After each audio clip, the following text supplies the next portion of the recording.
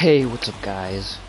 It's Evan back, and today on Evan Sports Talk, give me one sec guys.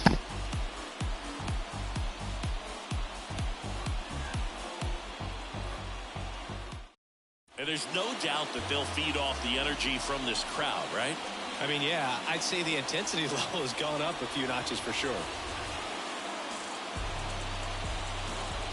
Alright, well yeah, basically, just gonna be playing MLB The Show today, and also...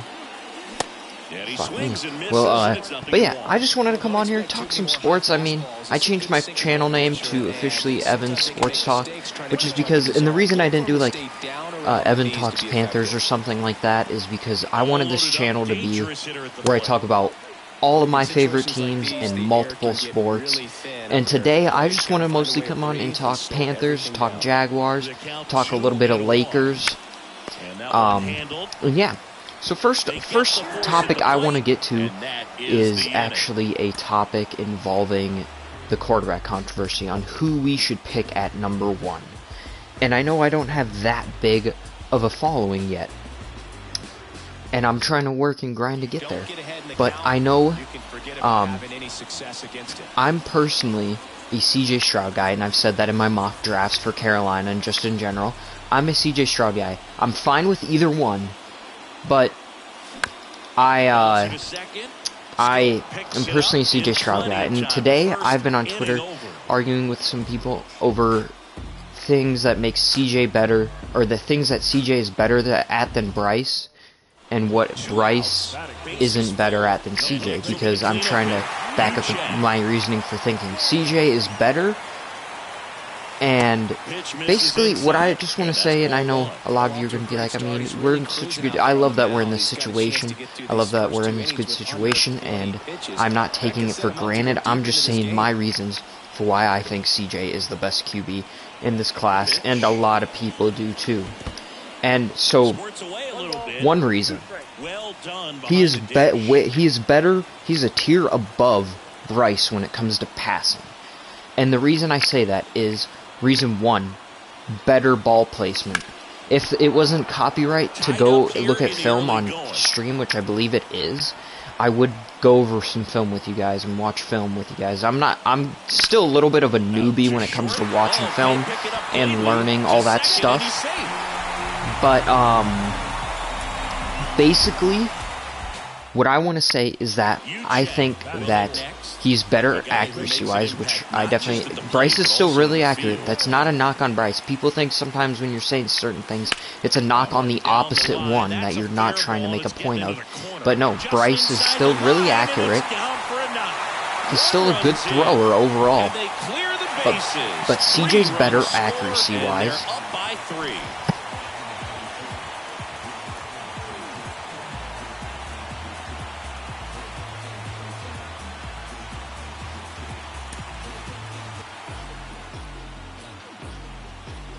Sorry about that, guys. But CJ, I personally think, is better accuracy-wise, which he is.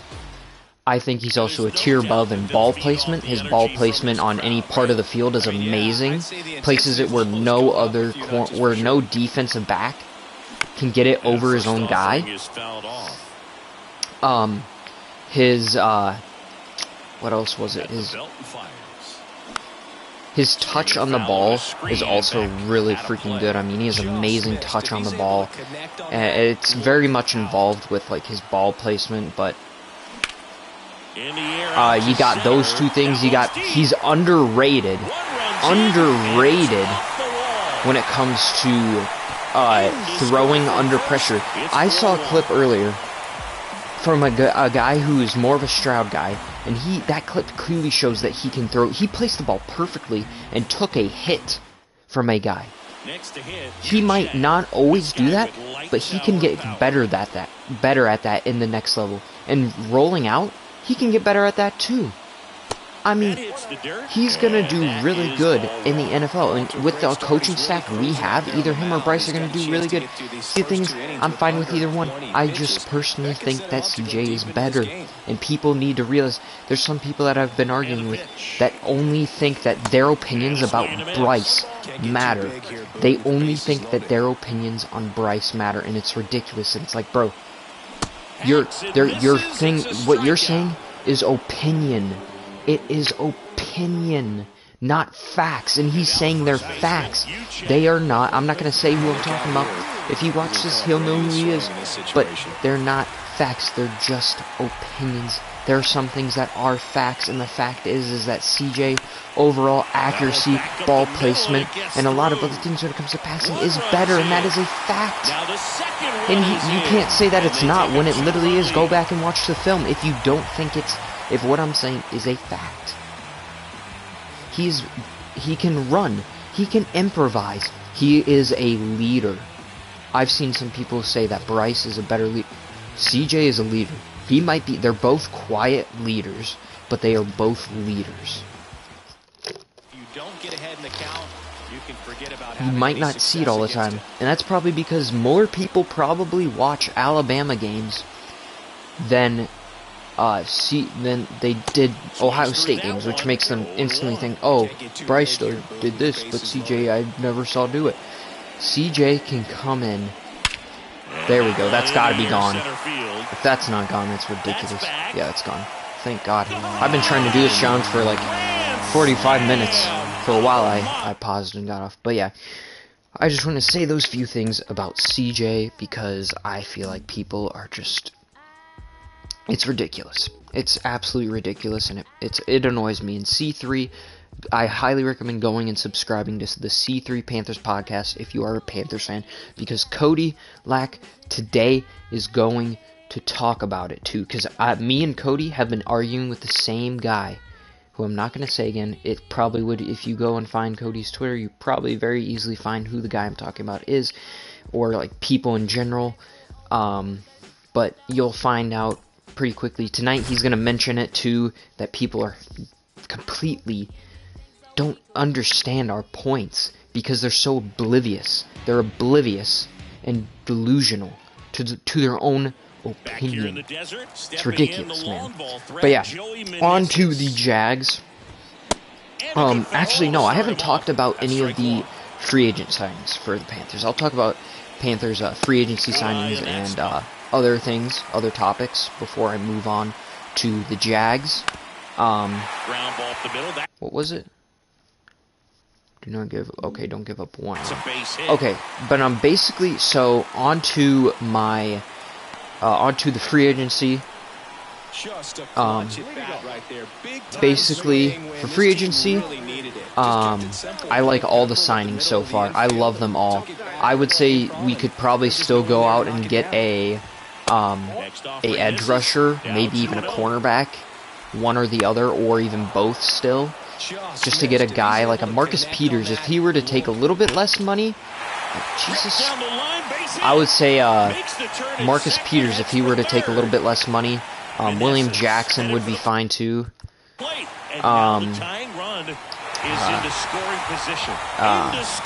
Some other, but mostly probably Marcus Peters and maybe even Byron Jones, who's still decent. He's just been injury prone.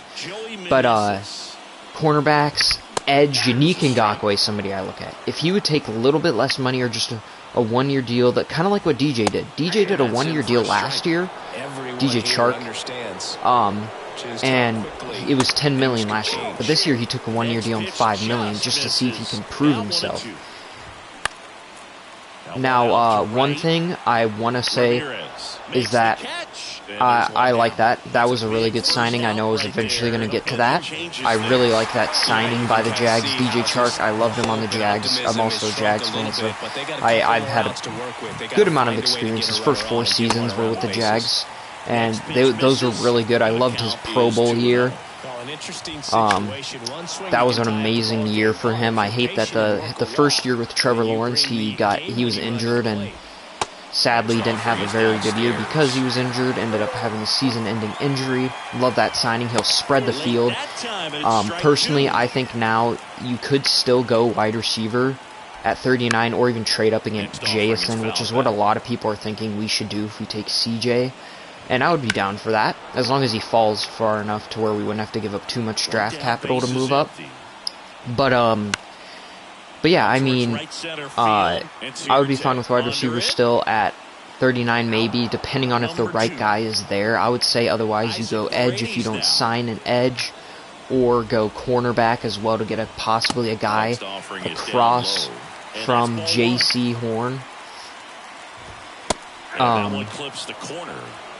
I would say, yeah.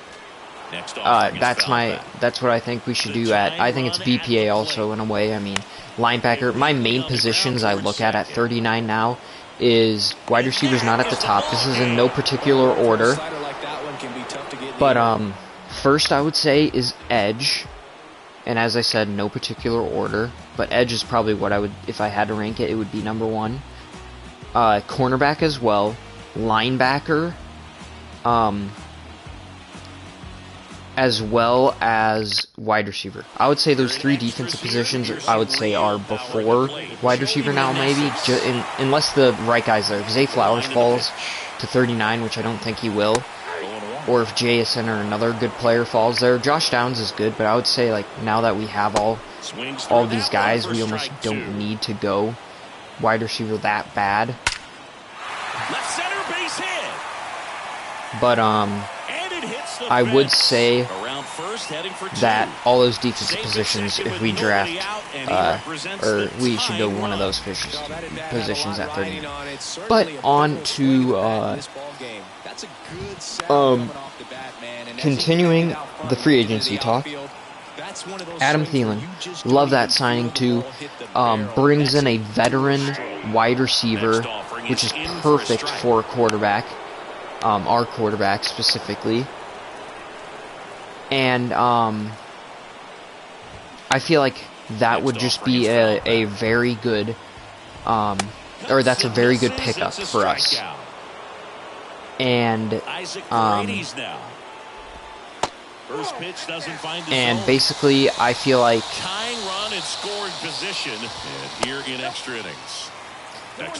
he's going to be very good for CJ or Bryce, whichever one we pick. Because he's going to bring a veteran guy in that wide receiver room. He will he's not washed like some people are saying on Twitter. He's not washed. He's still very good. A very reliable. Here's Luis Arias.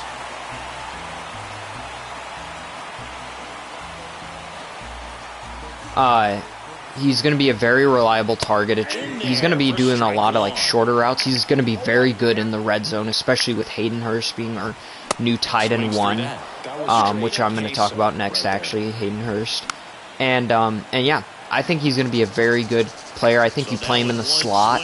If you don't draft another guy, I would say you put Terrace on one side, you put DJ Chark on the other outside receiver position, and then you have Adam Thielen in the slot. Now on to the Hayden Hurst signing. For Hayden Hurst, that I feel like is a very good signing. He's going to be a very reliable target. Doesn't drop much balls at all, and as this one is over.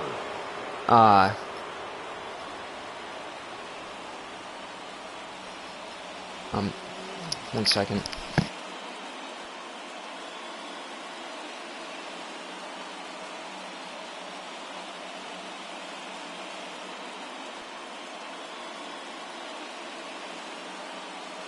Sorry about that. But yeah, Hayden Hurst, he's going to be very good. He's a tight end who's kind of underrated in a way, I feel like a little bit. But also, I do feel like he will be a very good player for us. I mean, he's going to be our new tight end. He's going to be the best receiving tight end we've had since Greg Olsen. He's going to be the He's going to be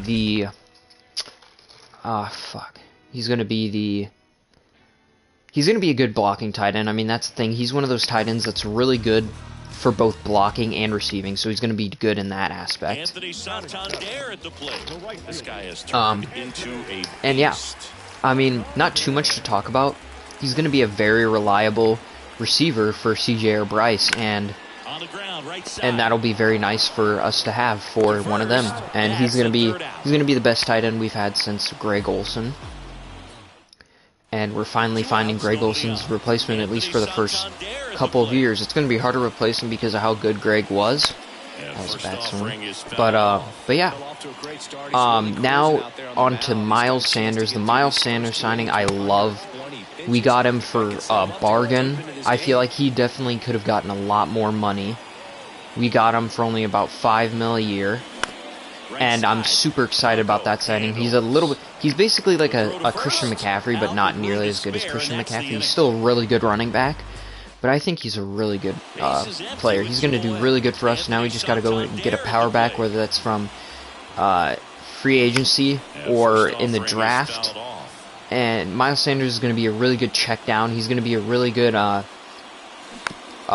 player out of the backfield. He's going to be a really good runner with our very good run blocking offensive line. He's gonna do. I could see him having another one of those 1,300 or more rushing seasons. I mean, we're gonna rush the ball to set the tone, and it's gonna set up the pass as well, which he's gonna. I feel like he could go for 500 or more receiving yards this season. We'll see how that goes, unless he's injured or something, which we're not gonna think that until we see he gets injured or something. But yeah, Miles Sanders, another good signing. I would say that ESPN underrated that signing. That is not a C- signing. We got him on a cheaper deal. He was the best running back in free agency this year, and we got him for less than he's worth per year. That's gone. Right field. That's back there. That's gone, yep. And that one is gone. But yeah, Miles Sanders, I gotta freaking pull up a list so I don't forget anybody that we've signed. Not YouTube, I need to pull up Panthers, what the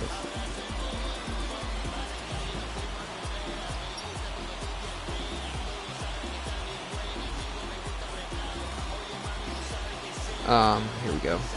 This should be it. Okay. Eddie Pinheiro we re-signed. I like that. I thought maybe we were gonna stick with Zane Gonzalez, and it really seemed like we were. I'm fine with it personally because he didn't miss that much. He doesn't have as big of a leg as Zane, but he did not miss that much, and he's gonna be a very good kicker. I mean, he can gain a little bit more power every single year, which he will do. He's gonna be a very good kicker for us and consistent. Justin McCray, excuse me, I said that wrong at first. Justin McCray will be a very good he'll be very good depth for us at the on the offensive line. He's gonna help us there. Yeah, he'll be very good for us depth-wise. He'll be a very good, solid backup. Deshaun Williams, a defensive tackle. He'll be very good for our system. Played at Denver last year. He's gonna provide some depth. Also, a big body for us in the middle. Help us stop that run, which I think he will do very well at. And he might not play over Shy, or he won't play over Shy Tuttle, or okay, so I have to get 3 strikeouts. Okay, sorry about that. And yeah, he'll give us a guy who can help us stop the run. He'll fit our 3-4 defense because he just played on that last year with Ajir Evero. In there, and it's 0-1. Ajiro Evero, I think I said his name right. Andy Dalton. Some Panthers fans do not like this signing. I would have to disagree because I think it's a really good veteran signing, and I think it will be. I mean, he's going to help. I mean, he's not going to start week 1. Some people are saying he could. Maybe he will. If he does, it wouldn't surprise me, I guess, maybe. Especially, I don't think, I'm going to say this, we're not going to take Will Levis or Anthony Richardson. If we do, I will be shocked and I'll be pissed. And there will be riots in Charlotte, not just, I won't by Panthers fans. I mean, everybody's going to be pissed if we take them. Maybe not as much for Anthony Richardson, but I still say people would be pissed. And basically, with that, with Anthony Richardson and Will Levis, we're not going to take them. I would say that's the only way that Andy Dalton really starts. Maybe he does start over CJ or Bryce in week 1. I don't think he will.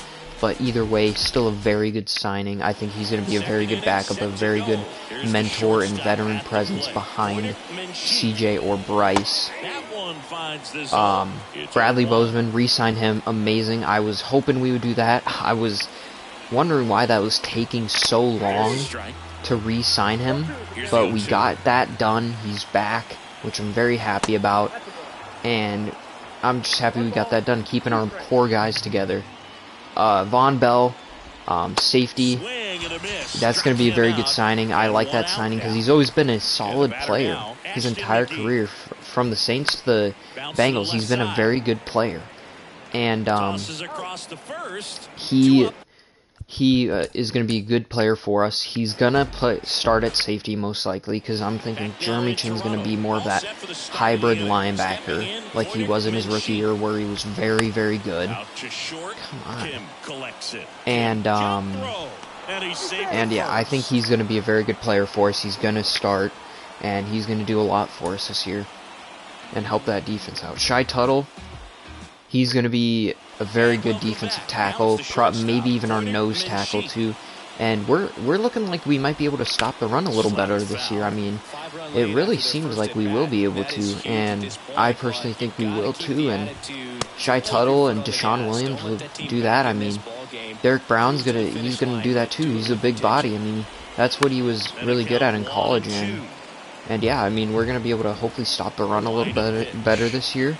Probably still could use an edge signing, or an edge signing, or draft one. But yeah, so that's all the free agent signings for the Panthers. I just want to go over them real quick. And yeah, all those are very good signings. I really like them. We're working towards that. A lot of the needs now that are left to address, we'll probably address through the draft. And yeah, so now next offering is foul back. On to the Jags. With the Jags, I think that they've done it. I'm a little annoyed that they haven't done that much. I know they don't have that much cap, but it's like we still could improve rather than just keeping guys. We could improve. It sucks. I'm sad that we lost Juwan.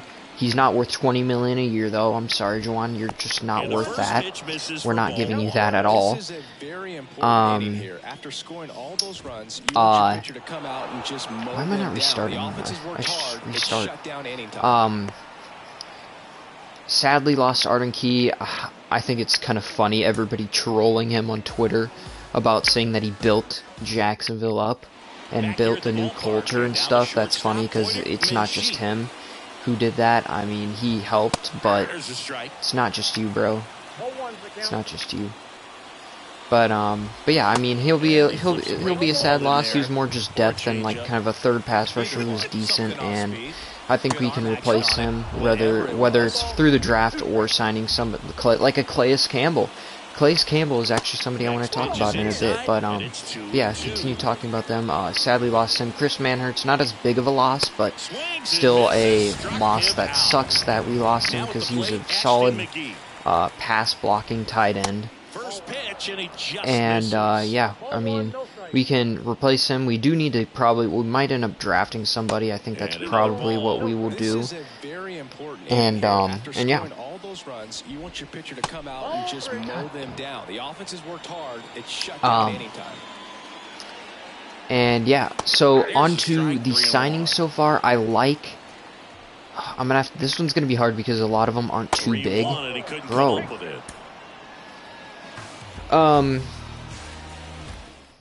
Okay, so first, Dearness Johnson, like that. I think he's gonna probably end up being running back 2 over JaMychal Hasty.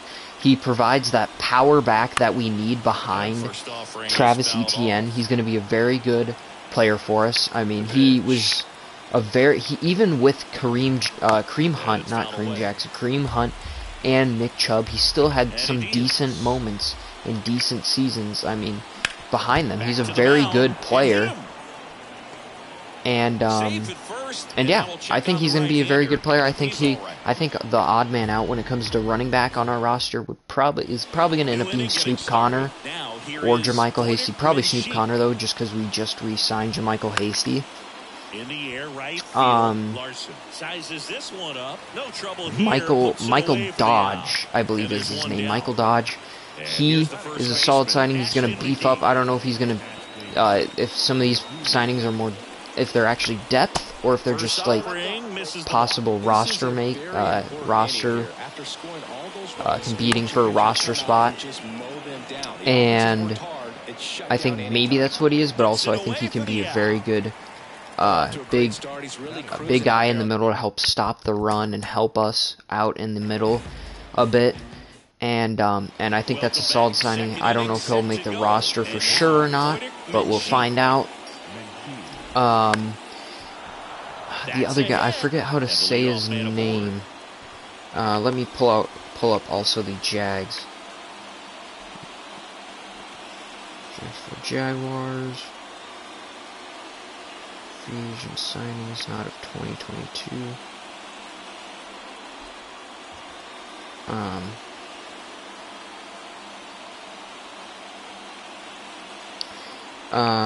Trey Herndon we brought back. I'm fine with that. He had some depth.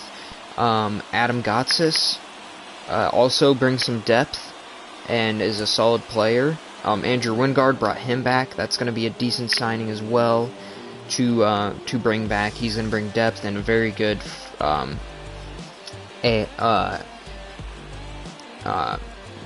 brain farting. Special teamer. Henry Mondo, I'm guessing that's how you say Mondo.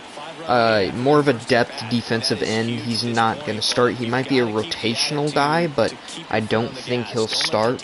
Tavon Campbell brought him back. Also, just depth mostly.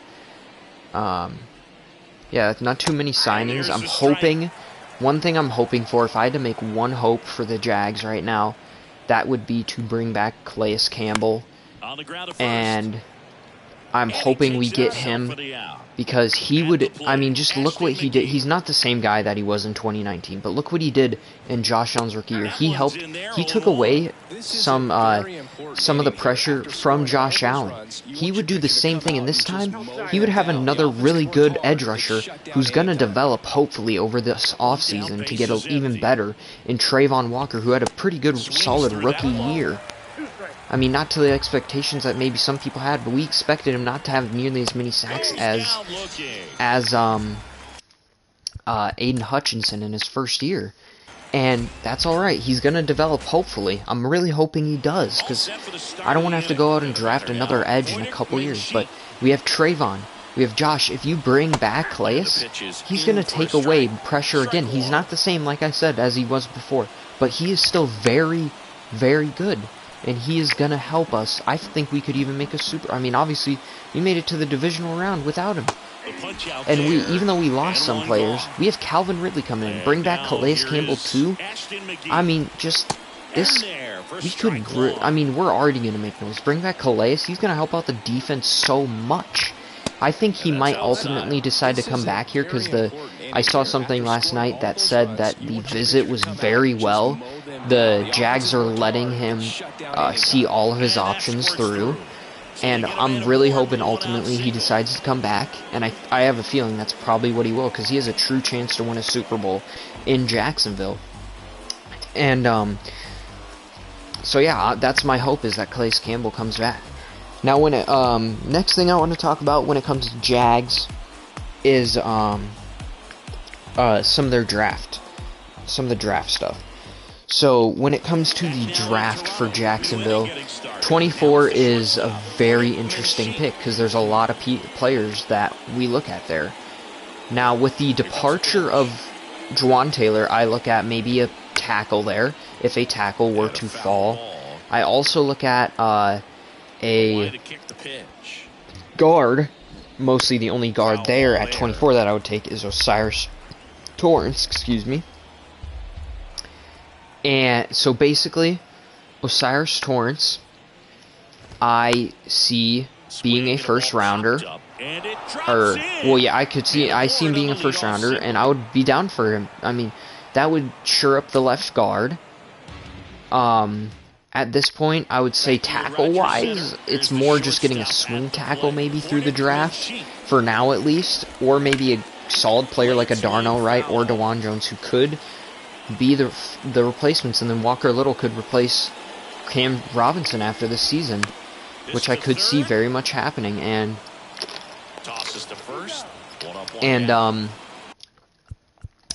yeah, I feel like that's something we could do at 24. I also most definitely think we could go cornerback. And some guys I look at for cornerback, or even like a hybrid safety nickel cornerback. First, I'll go full mainly cornerbacks. Back here at the ballpark, is I look at Brian Branch. I look at, or I'm talking. That's not he's a safety, but we would mostly play him at nickel for now. I look at, when it comes to that, I look at Deonte Banks, who would be awesome to have. He's going to be a very good cornerback, and he could eventually move to the outside if we eventually, or when we eventually move on from Darius Williams. And he would be really good at this one in the air right field. Damn. He'd be really good at slot, nickel cornerback for now. And yeah, Deonte Banks is one. I also look at, who else? I think there's some others that I look at too, but I can't think of. Welcome back. All set for the start of the inning. And the batter will be the shortstop, Voidic Menchik.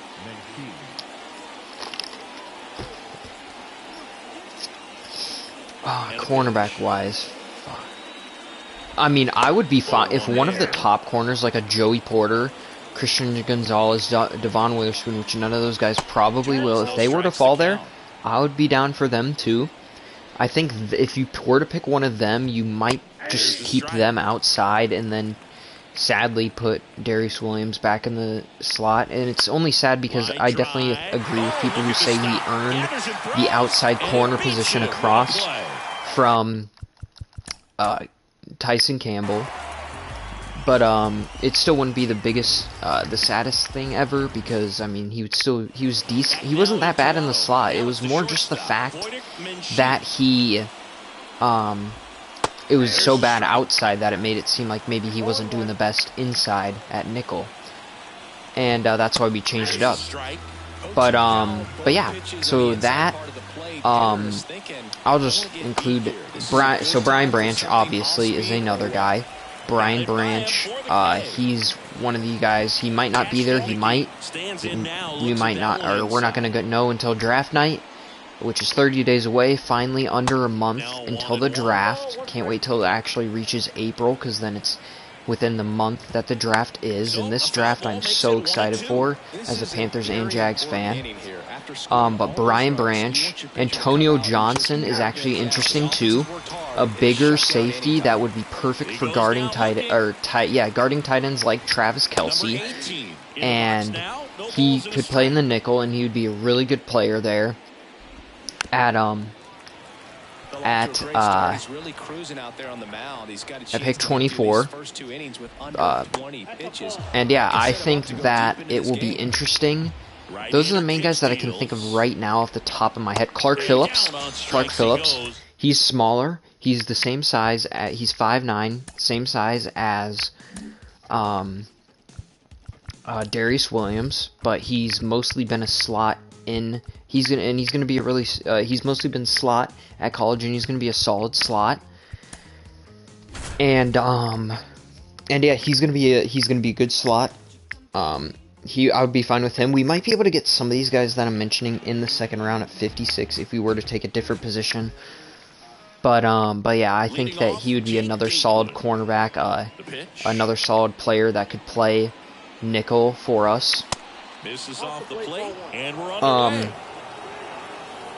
I also look at possible maybe edge players, and most players I look at is one guy that Jag, Jordan DeLugo mentioned in one of his first ever mock drafts, I believe, for the Jags this year was B.J. Ojulari, and I really like B.J. Ojulari. I think that he'd be very good. I don't think we will, though, because, I mean, if anything, we could address another edge in the draft later on, and especially if we get Calais. Calais is mostly going to be a guy who's going to rush from the middle. He can rush from the edge, too, but Calais is going to be more of a guy who is going to be another rotational edge player or pass rusher. And basically, I think that we don't go B.J. Ojulari, but I would still be fine with him. I don't really look at edge as much as I did earlier on at 24. We will see. But yeah. So that's probably mostly all I see when it comes to the Jags at 24. There's probably some other guys that we could go for too. At right there, tight ends actually. Darnell Wright or Darnell Washington would be a very good player that I would look at there. I mean, you look out Darnell Washington, he's a beast. I would love for him to come to Jacksonville.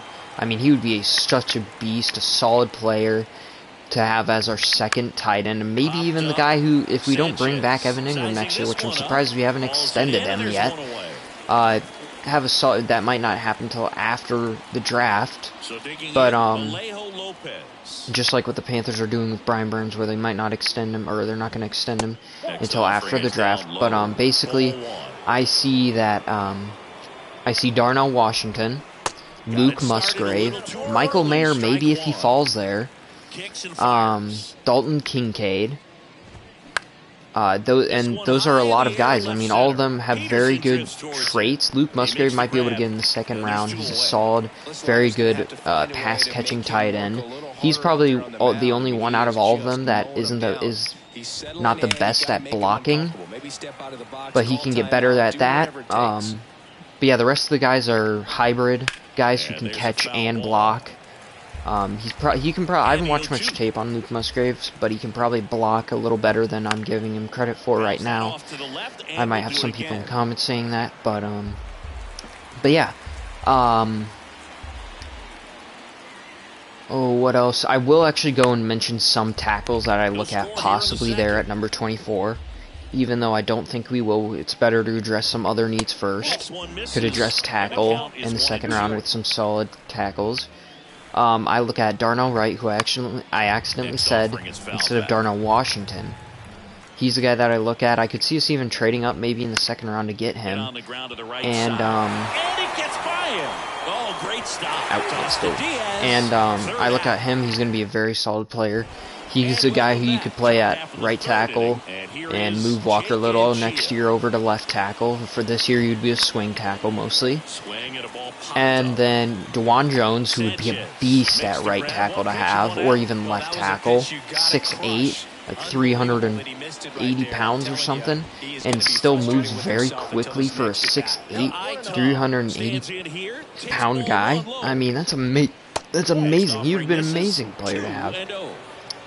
Anton Harrison, if you were to make it there, he's another guy who can play either side, and you could even keep Walker Little at right, or move him over to left, and you could just pick between which one you want to move over to which side after this season, and move on from Cam Robinson. Who else? Broderick Jones, or Broderick Jones, if he were to fall. I don't think he will, though. Cody Mock, I don't see us drafting him in the first round, though. He's a guy who's a very versatile offensive lineman. Who else? Who else might be there? Off the top of my head, that's mostly who I can think of right now. But yeah, so that's Jacksonville. All I wanted to talk about Jacksonville, I'm talking about all this stuff very quickly, so it might be hard to keep up with it a little bit. But yeah, so that's all the football stuff I wanted to talk about for both Jacksonville and Carolina. On to baseball. I may as well talk baseball while I'm playing a baseball video game. But basically, what I want to say about baseball is I'm happy that it's finally here. It's finally starting. We have MLB The Show, which I'm playing all day today since it's my day off from work. And yeah, I'm excited. I'm happy it's here. The only problem I have is that Fernando Tatis Jr. I'm a fan of the Padres and the Blue Jays and the Twins, but I'm upset that he's not in the game. I know he'll probably eventually be put in the game after his suspension is finished, after the first 20 games, which he has 20 games left, basically, is what I'm saying. And some of you probably already know that, but I'm not gonna. I want to start a franchise really bad, but I can't until he's back in the game because I feel just weird not having him in the game. So I'll be happy once he's in the game. And yeah, so that I'm excited for the season. I'm excited for a fun year of baseball. It'll keep me not thinking about the draft and keep me off of my super excited and anxiousness for the draft to finally get here. And yeah, and I think that it's going to be a fun year of baseball. And yeah, I mean, that's nothing too much. I mean, nothing too much to talk about since the season actually hasn't started. So I'm going to get right in. I know I barely talked about baseball, but I'm going to get right into basketball then. Basketball season's coming to an end. I am a LA Lakers fan. I'm a Lakers, Cavs, and Timberwolves fan. And basically, I'm mostly a Lakers fan, though. Lakers are my #1 team. If the Lakers face the Wolves or the Cavs, I cheer for the Lakers all day. And basically, I think that game on Sunday was such a frustrating game to watch as a Lakers fan. I feel like that's a game that we not should have won, but kind of needed to win. Upset that we didn't.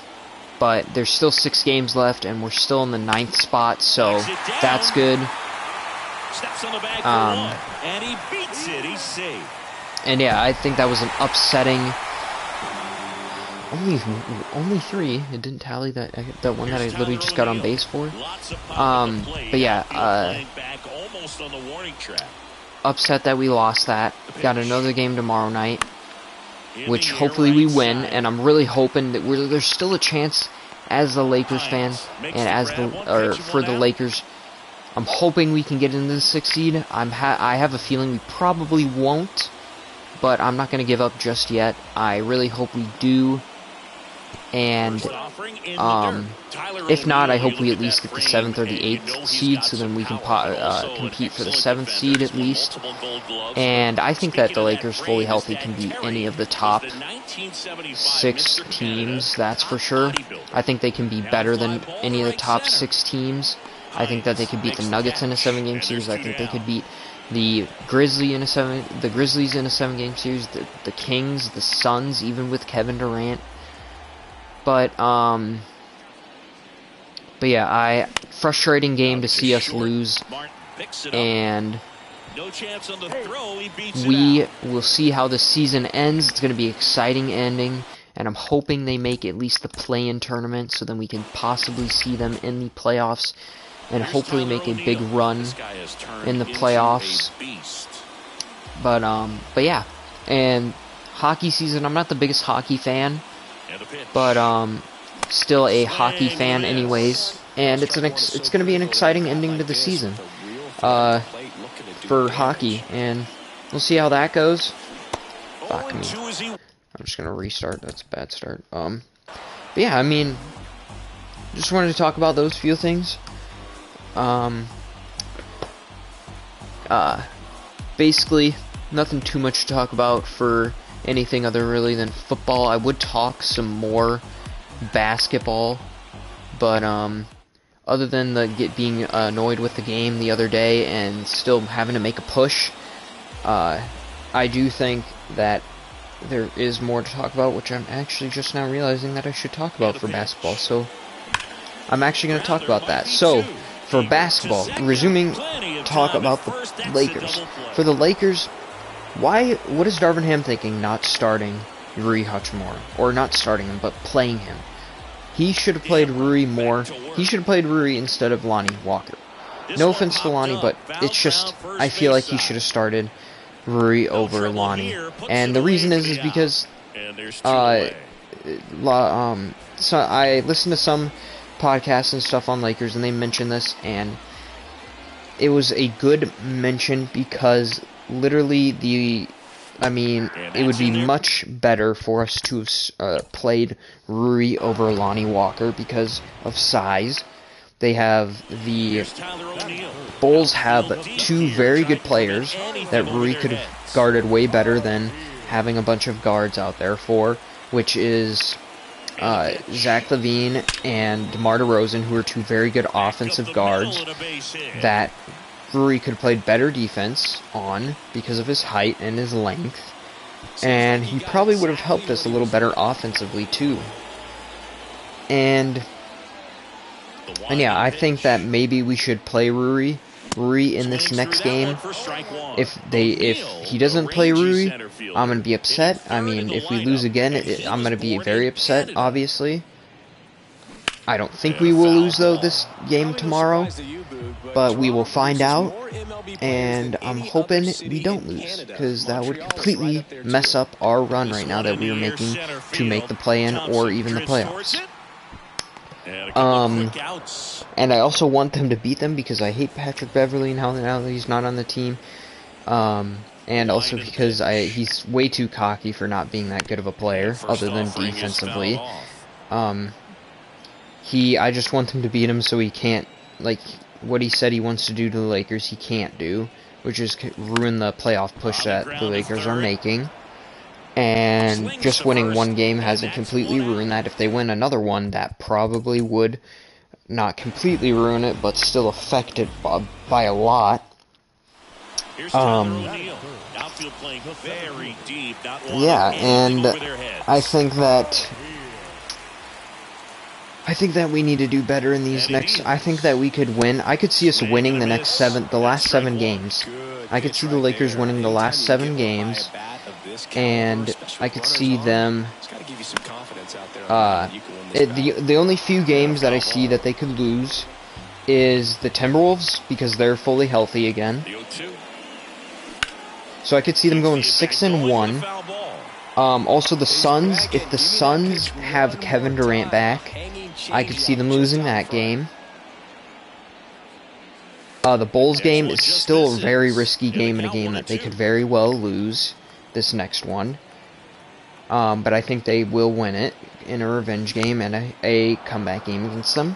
Not a comeback in the game, but just like a make-up for the not winning this last game against them. And yeah, I think that in the Clippers game, if Paul George is back for the Clippers game next week, I could see us losing to the Clippers, but without Paul George, I see us probably winning that, even with how deep they are as a team. Just because the Clippers, like, they've always beaten us in the regular season, but I could see us beating them in this last game of the season. And I'm just really hoping we make that full push to get to that 6th seed. If we get that 6th seed, I'm going to be so happy. Everything has to fall right for us here. So, and yeah, damn. But yeah, excited for the ending of the basketball season. That's going to keep me occupied up until the draft, even past the draft, and then same thing with baseball. I mean, both things will give me something to more focus on than the draft until the actual draft gets here. I'm still going to argue with people on Twitter about about the fact that I think CJ is better than the better pick than Bryce, and maybe even a better QB than Bryce. And how much do I have? Yeah, 5. And yeah, I think that's all I wanted to mention here. And yeah, I mean, really short stream. Just wanted to talk for a little while about all the sports stuff. Talk about all this stuff and talk sports. I mean, that's why I changed my channel from just Evan Jevin or DJ Carboy to Evan Talk Sports or Evan's Sports Talk, because I really love sports, and I feel like that's something I want to do with my life, and that's what I want to do with my life, and to go on and talk sports, because sports is something I love and something I will always love throughout my entire life, and gaming I might eventually get bored of. And I mean, other than playing sports video games, the main games I play other than sports video games is right now specifically has been, I mean, Minecraft every now and then when I play with friends, and also COD, but I don't play COD. I more play older CODs, not the newer COD as much now.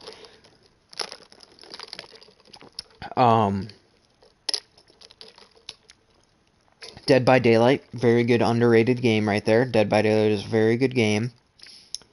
And that, I haven't played that much lately, but I almost want to get into it a little bit. And it's a fun game. But yeah, thank you all so much for watching. I'm going to try to start being more consistent and streaming a little bit more, talking about stuff, doing mock drafts, just talking about news for certain teams and stuff, doing post-game stuff for certain of my favorite teams, and yeah, I'll see you guys on the next